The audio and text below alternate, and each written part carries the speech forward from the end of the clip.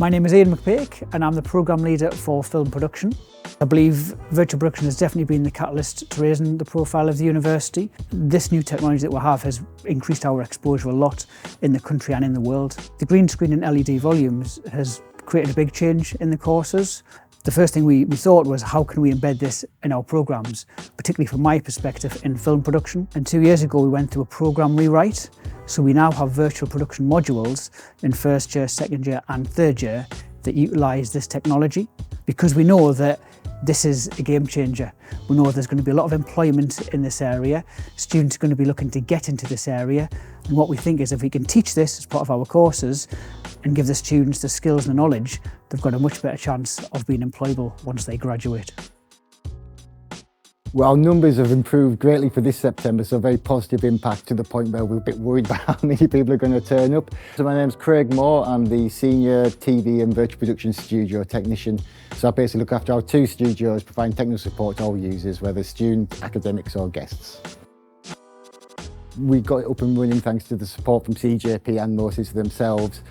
And also, we're seeing it in industry where we can talk about Strictly Come Dancing to our prospective students, and if you learn this equipment here, there's chances and opportunities in industry. It's nice to have that brand recognition almost by saying, we've got Mo-Sys. Mo-Sys is there in the industry, and our students can go out and say that they have experience in using it.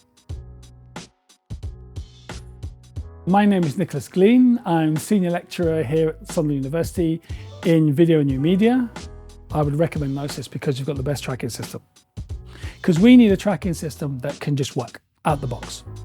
One that we don't have to have somebody specialise in to get to use, taking their time out to organise. We need something out the box that can run, that's professional and efficient. We also need a chain of connections that we can connect and support with other people that are using it from other institutions as well as industry. And Mo-Sys has that. Their training system is one of the best in virtual production at the moment. So you get a very good rounded experience. And also they form a partnership with you. And that's again, very, very important to universities, is to have that partnership that you just don't sell us equipment and then disappear. That's very, very important to us. And although we've got a provider who will work with this, it's also great to know you've got a manufacturer of such a key piece of equipment for what you're doing, who's also there.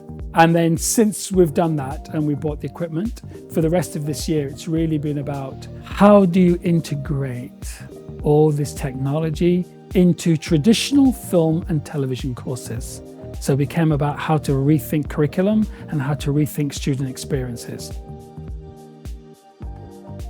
It's important that regardless of their course, that they get to use it. We try and make sure as many courses have access to this as much as possible.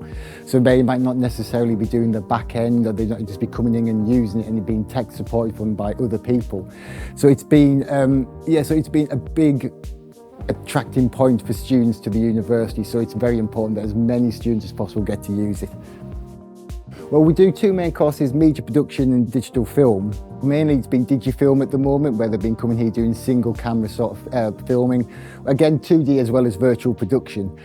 We actually were quite surprised how well they've taken to it. We were a bit concerned that when you see something like Unreal Engine, which is quite a hefty bit of software, they might be putting them off, but we found the reverse. We thought we would support the use of Unreal Engine, just get them in front of camera, but they've been getting hands-on, they've been looking into it, creating their own scenes and like that. So I think we've been not surprised, but they've got into it more technically than we thought they would, whereas we thought they would just want to come in and use it, but no, they are really getting into the back end of things and wanting to know how it works and why.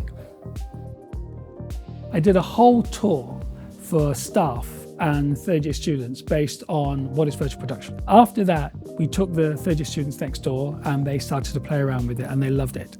And then from that group, a small group came in here to use the LED displays as part of their dissertation project. And another group used the green stuff next door with Unreal Engine for their own dissertation project. So it had an immediate effect for third years. First years were petrified when they first saw it. They were just petrified. But by getting to working here on a level 1 module and then another level 1 module next door, they now feel confident. So I know if I bring them in here again, they'll be using these facilities to do lots of different things with. The students have really taken to this well. This academic year is the first year that we've taught virtual production. So our first years have experienced it, they've used the technology, they've been in the TV studios, and they've channeled the technology into their projects. So we're now starting to see the virtual production footage, the technology in their short films, in their documentaries, and it's changing things. They're now thinking, do I have to go on location? Do I have to get to that location? Or can I do this virtually? So there's been a huge impact in terms of the students' work.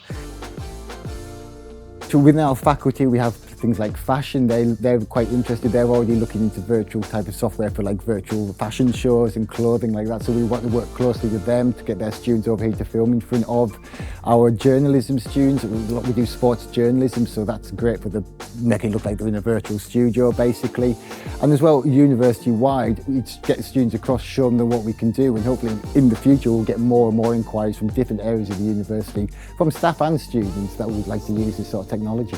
Higher education is a very competitive market. To be able to stand out amongst other providers, especially when we're so far up north, when we're competing against people like Salford or anywhere in London. And as I say, being quite early developers in here, I think it's starting to turn people's heads to maybe consider something who might not necessarily have considered it in the past. Having a Mo-Sys equipped LED volume at the university has had a huge impact. It's pretty unique. We're one of the few places in the North East, and I guess for universities as well, who have this technology. It feels like it's us, we're front runners in embedding this technology in our courses. So it makes us stand above the rest, actually, our competitors, and industry really looking towards the University of Sunderland because what we now have. Other universities are now thinking of doing the same. They've seen what Sunderland can do, and they want to do that as well. And also industry. People want to come in and use this technology, and it can be any industry. It could be the car industry, it could be anything at all. But they want to come in because they're aware of what we now have at the university.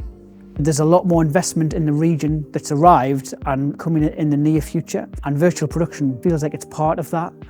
Things are changing, the tide's changing a lot. I think gone are the days where a lot of cities in the northeast of England were struggling with investment. Things now seem to be coming to the northeast, whether things are changing in London, in Manchester, they've had a lot of investment. People seem to be coming north now and they're investing a lot more in the region. The world has changed. Now, we thought the world had changed anyway when virtual production became commonplace after COVID. With a combination of virtual production, AI, generated image technology as well, combining together, it's a different world. Students need these tools to understand the different ways that they can create content. And it's very important for students in the next couple of years because the students are going to be ambassadors for this new direction. And those ambassadors are the ones that are going to have to speak to production companies. If you have students who are similar in outlook to them, who know about content, that are happy to listen to them in that way, you can see a much more better symbiosis between the technology, the development, students and production companies. And you can see production companies leaning more and more on students that have graduated from these areas. Because the student will say, why are we doing this? We could just use a LED display here, cut the DNA, shoot here, shoot it, because I did it on my such and such project. Oh, I did that when I was in the first year. Don't worry, I know somebody who can help us do this. They open the production company up to a completely different set of tools, completely different set of people. But what's going to happen is they're going to have to rely on their knowledge and experience. And that's the key. This equipment in institutions like ours across the nation are giving experience to content creation in a way that production companies won't do. They'll do one of these a year, while the students will be doing 6 to 10 of these a year. And that's very different. We then move from being ones who are following industry to potentially leading industry.